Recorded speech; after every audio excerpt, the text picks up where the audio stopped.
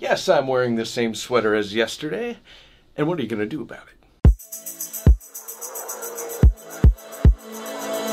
So yesterday I released a video about the differences between AMD and Intel, and that went well on Reddit. So as promised, I'm going to make the video today, AMD versus NVIDIA. Oh, and of course, to add to my credibility, there we go. So it should be no surprise that the video is going to pretty much go much the same way as it did yesterday. There is no clear-cut answer which is better, because it depends on who you are and the rest of the technology you have in your PC. It also depends what you're hoping to gain from it. Are you trying to get the most bang for your buck and get the most frames per dollar, or are you trying to game at 4K at super high refresh rates? Or maybe you're like me and have a lot of workloads that you need to use the GPU for. And as before, fanboys not welcome. Let's keep it friendly. A lot of generalities and general statements are going to be made in the making of this video, so bear with me. We're talking about averages and generalizations here. So to start things off, let's get a quick recap of the year of 2018. So this year has been kind of an interesting year for graphics cards, as we saw a huge spike at the beginning of the year for the prices that made them nearly unattainable and unreasonable in price. And then by the end of the summer, the RTX line was released by NVIDIA, which met a lot of criticism, but to be fair, they did kind of overhype things a little bit. With bragging rights about real-time ray tracing, which is a huge accomplishment, they didn't really have much to deliver, because it was literally not supported for a long time and really still barely is. Not to say that it's not cool, it's just the main thing you're marketing on doesn't work, so...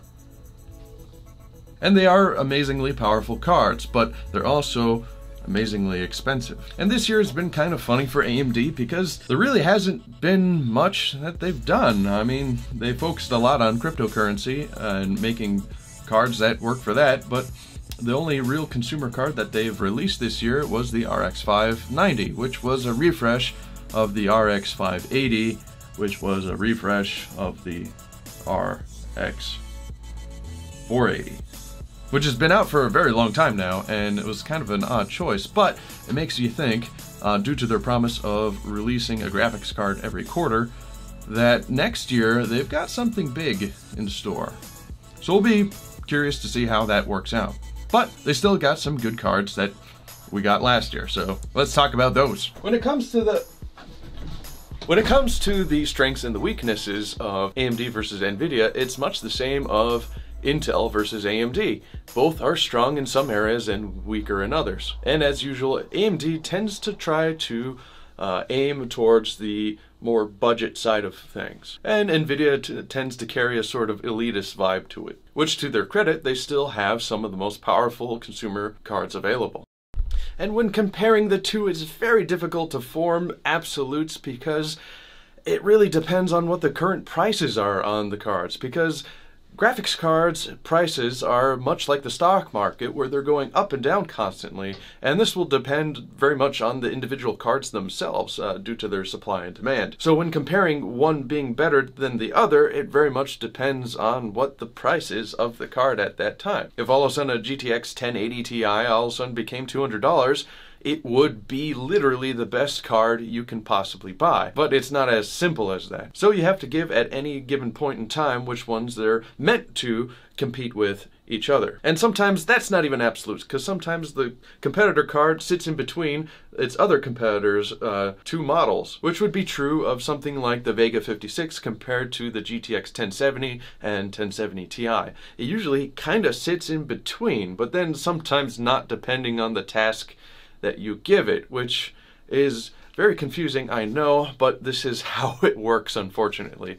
So that brings us to the next topic of the discussion: which one is best for you? Because that's seriously where this has to go. One is not better than the other, except for what you need it to be better for, because both do much the same things. They just handle it in different ways. Even the construction of the Vega cards are constructed entirely different than the NVIDIA cards. NVIDIA Pascal, to be more specific, because they kind of came out around the same time. Pascal uses GDDR5, which is fast. Even GDDR5X, which apparently is even faster.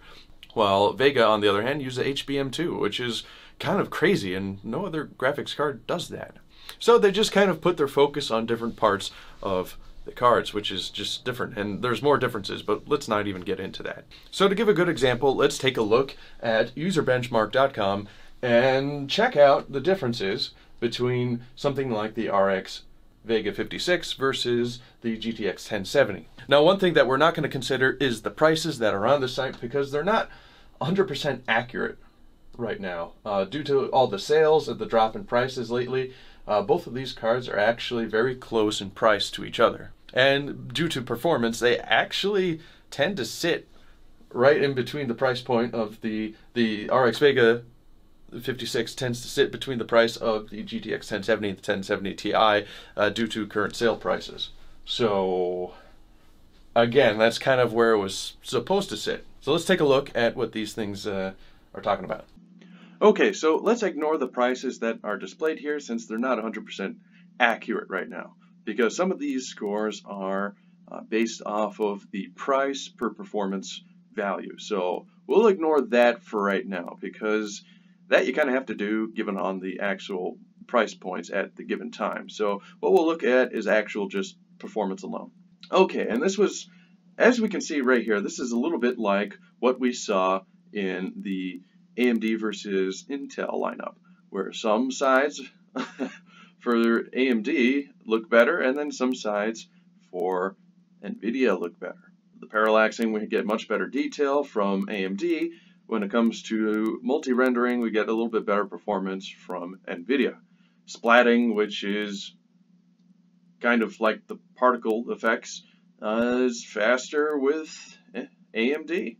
And pretty much the same thing once overclocked. And at the nice to haves, it's more recent for AMD, which isn't that big of a deal. And then we see some of the more perk sides of NVIDIA. Better reflections, better lighting, and it's a little more popular. Let's switch things up and now compare it to the 1070 Ti.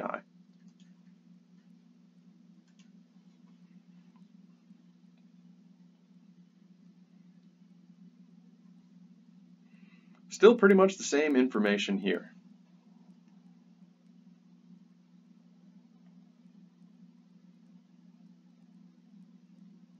And this is much the way it goes with most of the NVIDIA versus AMD cards.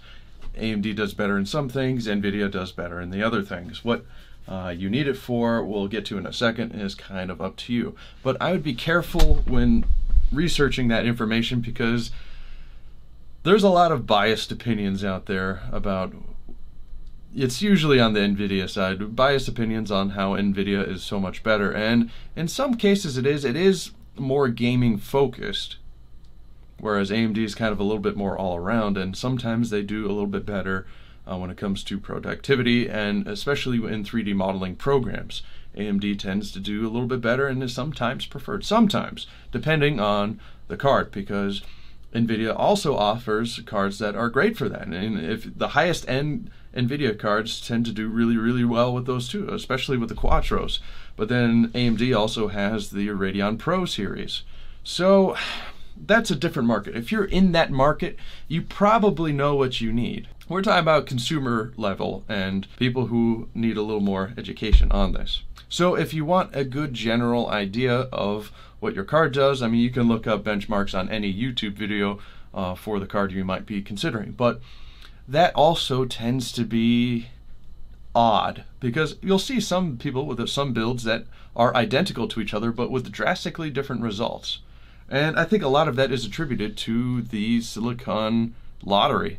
Some cards have better silicon chips in it than others. When you're making processors that small, there are variables that make them much different sometimes than cards that are supposed to be exactly the same, and sometimes they are just better than even their own counterparts. So, and that's impossible to know whether or not it's going to be accurate or not.